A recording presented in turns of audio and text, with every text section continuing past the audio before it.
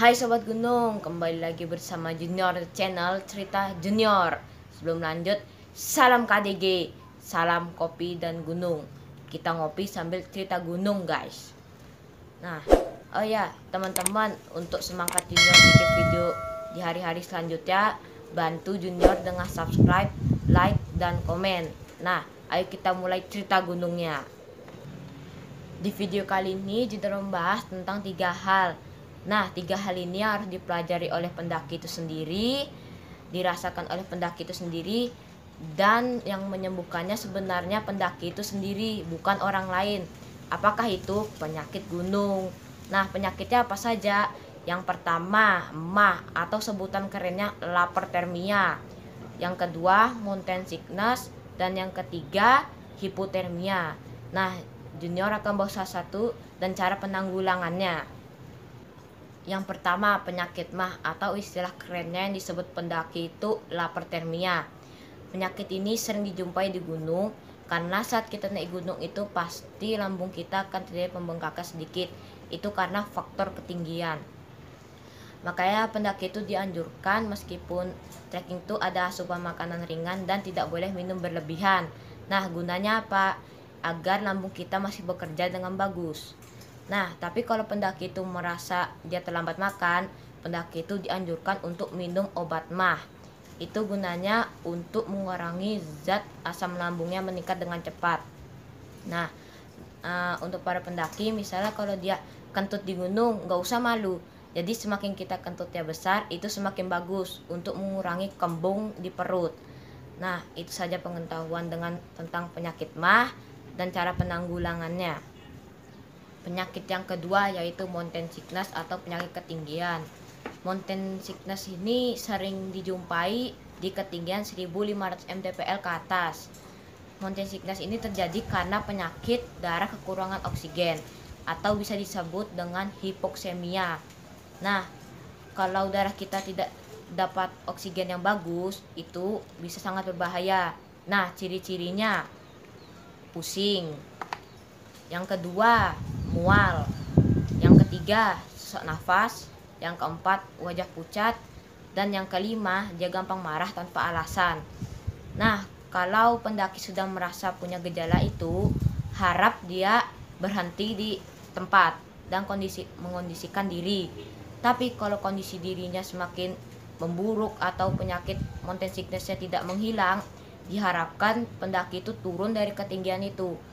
Nah, kalau dipaksakan naik akan berakibat bahaya, akan terjadi penyumbatan di cairan di area otak dan paru-paru. Nah, kalau tetap dipaksakan akan berkelanjutan, akan ada pembengkakan di area tubuh. Tapi meskipun dia sudah merasa ada seperti itu, tetap dilanjutkan akan mengakibatkan kematian. Nah, maka kenapa pendaki atau pendaki pemula lebih bagusnya itu dianjurkan untuk naik siang hari, bukan malam hari. Karena di malam hari itu oksigennya malah lebih tipis daripada siang hari. Dan juga kenapa pendaki pemula dianjurkan naik bertahap seperti 1500 mdpl, 2500 mdpl. Nah, itu untuk tahu dia punya mountain sickness atau tidak. Nah, itu saja pengetahuan tentang penyakit mountain sickness dan cara penanggulangannya. Yang ketiga, penyakit hipotermia atau penyakit kedinginan. Nah, penyakit hipotermia ini adalah penyakit yang paling berbahaya yang ada di gunung. Nah, penyakit hipotermia ini terjadi karena tubuh kita sudah tidak bisa menerima suhu dingin. Nah, kalau kita sudah tidak bisa menerima suhu dingin, akan terjadi yang namanya menggigil, bukan kedinginan. Nah, ciri-ciri kita terkena hipotermia. Yang pertama, kita menggigil dan merasa pusing sekali. Itu sudah memasuki tahap 1.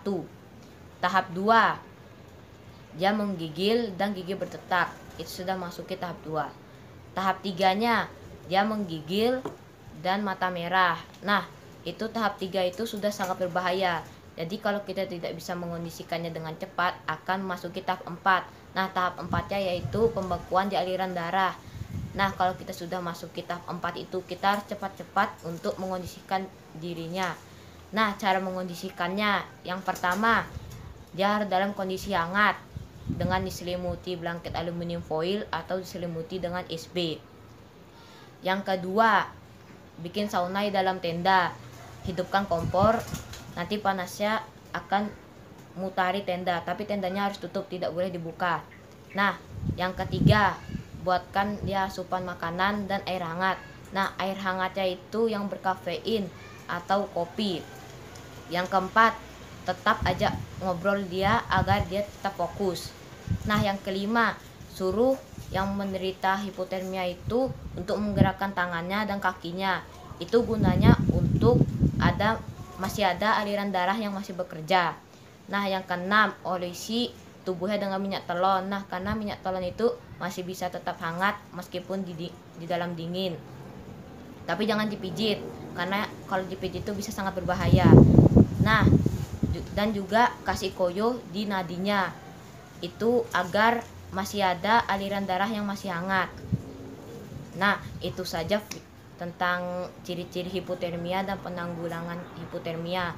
Semoga di video kali ini bisa bermanfaat untuk teman-teman pendaki. Nah, teman-teman, bantu Junior untuk semangat bikin video-video selanjutnya dengan subscribe, like, dan komen. Nah, makanya Junior tadi di video pertama dapat bilang pendaki itu perorangan tapi tidak individual. Nah, maksudnya itu dia bisa mengondisikan dirinya sendiri saat terkena 3 penyakit tadi. Nah, sebelum penutupan, salam KDG, kopi sambil cerita gunung. Sampai berjumpa di video selanjutnya.